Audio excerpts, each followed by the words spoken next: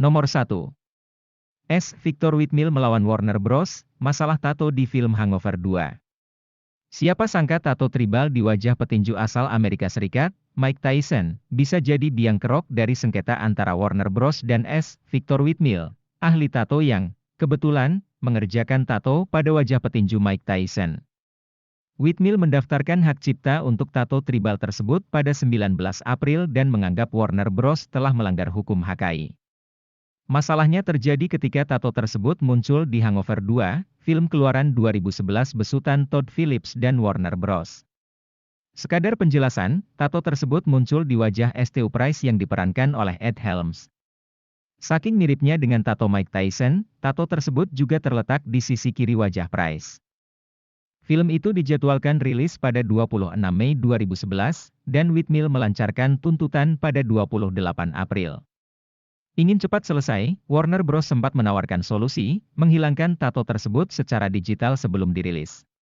Untungnya, kedua pihak sudah menyelesaikan sengketa tersebut secara kekeluargaan pada 17 Juni 2011. Saat ditanya mengenai penyelesaiannya, baik Warner Bros. Dan Whitmill sama-sama bungkam. Nomor 2.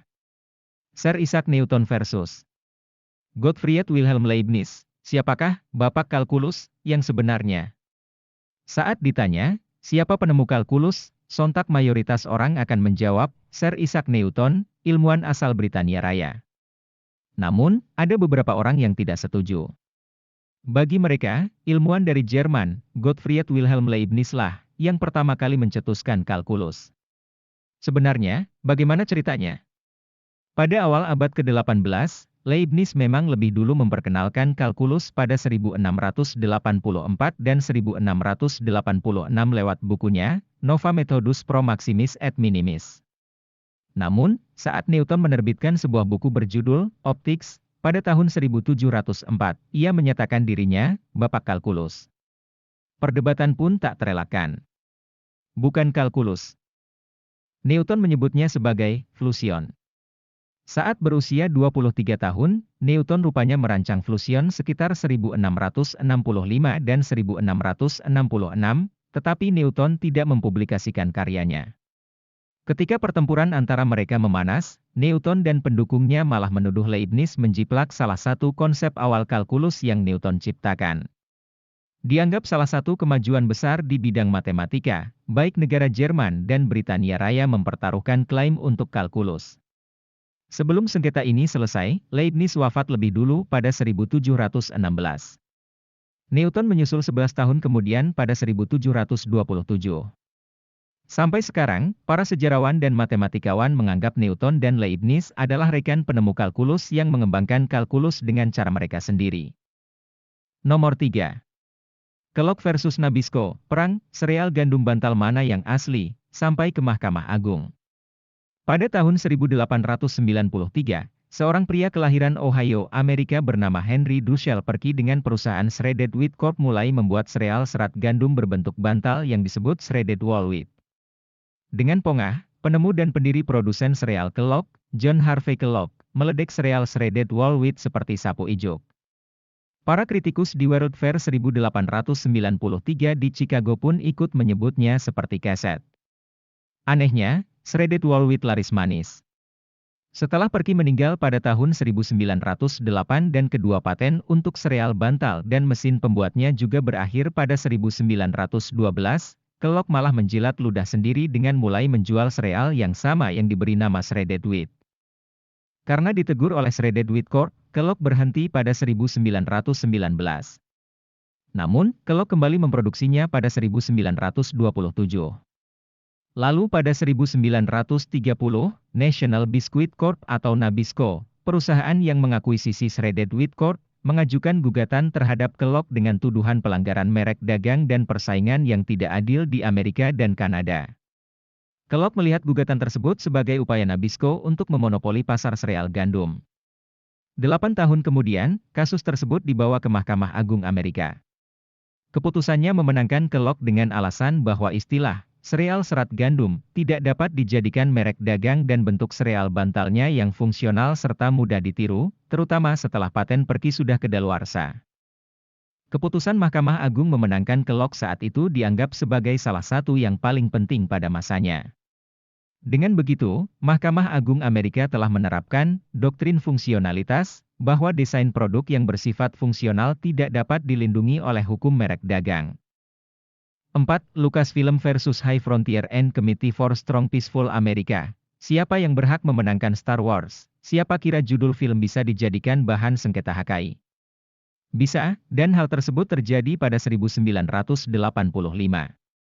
2 tahun sebelumnya, Presiden Amerika Serikat ke-40 yaitu Ronald Reagan merancang program pertahanan strategis demi melindungi Amerika dari serangan rudal nuklir negara lain. Tidak masalah dong? Masalahnya adalah High Frontier and Committee for Strong Peaceful America pada 1985 menyebut program tersebut sebagai program Star Wars karena program tersebut meletakkan persenjataan penghancur rudal di darat dan luar angkasa. Ilmuwan dan jurnalis ikut menyebutnya Star Wars. Star Wars sendiri adalah sebuah judul film yang rilis pada 1977 dibintangi oleh Mark Hamill, Harrison Ford, dan Carrie Fisher. George Lucas, pendiri Lucasfilm yang menggarap Star Wars, tidak ingin citra filmnya rusak karena patriotisme semata. Pada tahun 1985, Lucasfilm mengajukan gugatan terhadap High Frontier and Committee for Strong Peaceful America. Keputusannya mengejutkan. Meskipun Lucasfilm memiliki hak merek dagang untuk Star Wars, Pengadilan Distrik Federal memutuskan memenangkan High Frontier and Committee for Strong Peaceful America untuk hak legal memakai ungkapan Star Wars, selama mereka tidak melampirkannya pada produk atau layanan komersial. Nomor 5. Adidas Amerika versus Payless Shoe Source, masalah logo 3 batang pada sepatu. Kalau ada barang yang dapat dijadikan bahan sengketa HKI, itu adalah tata busana, dari topi hingga sepatu. Perusahaan tata busana dan perlengkapan olahraga asal Jerman, Adidas AG, telah menggunakan tanda 3 garis sebagai citranya di sepatu olahraga sejak tahun 1952 dan akhirnya terdaftar sebagai merek dagang di Amerika pada 1994. Pada 1995, Adidas cabang Amerika mengaku menemukan 325 pelanggaran HKI terhadap perusahaannya. Salah satunya terjadi pada tahun 1994 saat Adidas Amerika dan Payless terlibat cekcok karena desain sepatu.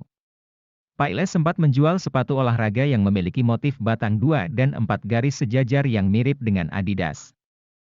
Meskipun kedua perusahaan telah mencapai kesepakatan pada 1994, tapi pada tahun 2001, Payless tetap membandel dengan kembali menjual sepatu yang mirip dengan model Adidas. Khawatir tindakan usil Payless akan menipu pembeli dan menodai citranya, Adidas Amerika menuntut Payless ke meja hijau. Setelah 7 tahun persidangan dan peninjauan terhadap 268 pasang sepatu Payless, akhirnya pada 2008, Adidas memenangkan gugatan senilai $305 juta Amerika, salah satu kasus kemenangan HKI terbesar di masanya. Nomor 6. Apple versus Microsoft tentang elemen antarmuka pengguna grafis, GUI. Dikenal sebagai dua perusahaan teknologi terbesar di dunia, Apple dan Microsoft terus menjadi anjing dan kucing, terutama dalam soal HKI. Namun, sengketa HKI pada 1988 dianggap sebagai salah satu momen paling bersejarah dalam perkembangan komputer modern. Saat Apple merilis purwarupa Macintosh pada 1984, pendiri Microsoft, Bill Gates, dikatakan amat menyukai desain GUI Macintosh. Gates sampai meminta Apple mengeluarkan izin agar perusahaan lainnya dapat menggunakan elemen GUI Apple, sehingga Apple bisa jadi standar utama dalam bidang komputer. Apple, yang saat itu dikepalai oleh Jean-Louis Gassee, menolak permintaan Gates. Cekcok bermula saat Microsoft merilis Windows 1.0 pada 1985. Apple menegur Microsoft karena kemiripan desain elemen GUI dan mengancam akan menuntut. Namun, karena hubungan erat Microsoft dan Apple, akhirnya mereka mencapai kesepakatan bersama. Dan puncaknya, 3 tahun kemudian pada 1988. Apple kebakaran jenggot saat melihat Microsoft merilis Windows 2.0 pada 1987 dengan desain elemen yang amat mirip dengan Macintosh. Apple langsung melayangkan gugatan terhadap Microsoft. Naas bagi perusahaan yang didirikan Steve Jobs tersebut, pada 25 Juli 1989, pengadilan malah memenangkan Microsoft. Dari 189 elemen GUI yang Apple tuduhkan pada Microsoft, 179 elemen ternyata masuk dalam kesepakatan antara Apple dan Microsoft. Selain itu, meskipun 10 elemen pada Windows 2.0 tersebut memang melanggar kesepakatan. Akan tetapi mirip dengan kasus serial bantal kelok dan Nabisco sebelumnya, aspek fungsionalitas membuat Apple tidak bisa melindungi 10 elemen GUI-nya di bawah hukum HKI. Lagi pula, tim legal Apple juga tidak tahu bahwa ketentuan kesepakatan antara Apple dan Microsoft saat menyelesaikan permasalahan Windows 1.0 adalah izin penggunaan elemen GUI Apple dapat digunakan dari Windows 1.0 hingga produk Microsoft di masa depan. Nomor 7. Mattel vs MGA, perang boneka perempuan antara Bratz dan Barbie. Boneka Barbie menjadi ratu boneka mainan anak perempuan sejak 1959. Dari game hingga film, Barbie tidak hanya sebatas boneka saja. Namun, pada 2001, Barbie harus bergelut di ring hukum HKI dengan Bratz. Kasus dimulai dengan goncangnya dominasi Mattel produsen Barbie, karena Bratz, boneka keluaran MGA Entertainment, yang mulai mendominasi keuntungan di pasar mainan anak perempuan. Pada 2005, Bratz terbukti lebih populer dengan penjualan $1 miliar Amerika. Merasa di atas angin, MGA pada 2005 melayangkan gugatan terhadap Mattel di Pengadilan Distrik Amerika dengan tuduhan plagiarisme desain produk. Mattel membalikan gugatan tersebut hingga $500 juta Amerika dengan menuduh MGA mengeksploitasi Carter Bryant, mantan desainer Mattel, untuk mendesain Bratz sementara masih bekerja sebagai desainer Barbie Collectibles. Sekadar informasi, Bryant mengaku menciptakan desain Bratz saat ia tengah rehat dari Mattel pada 1998 sebelum kembali ke Mattel pada 1999. Ia kemudian hengkang dari Mattel dan bergabung dengan MGA pada 2000, setahun sebelum rilisnya Bratz. Pada 2006, boneka Bratz terus mengusik dominasi Barbie dengan menyapu 40% keuntungan dari pasar mainan anak perempuan. Namun, pada 2008, Mattel memenangkan gugatan tersebut dan MGA diwajibkan membayar $100 juta Amerika pada Mattel karena desain dan purwarupa Bratz yang saat itu dirancang oleh Bryant masih dalam kuasa Mattel. Tidak terima, MGA mengajukan banding pada 2009. Pada April 2011, MGA malah berbalik menang terhadap tuntutan Mattel. Dari sebelumnya digugat $88 juta Amerika, Mattel dipaksa membayar $310 juta Amerika kepada MGA sebagai biaya ganti rugi dan denda pencurian rahasia dagang. Tetapi, karena dianggap telah ikut campur dalam perjanjian kerja antara Bryant dan Mattel, MGA juga harus membayar $10.000 kepada Mattel.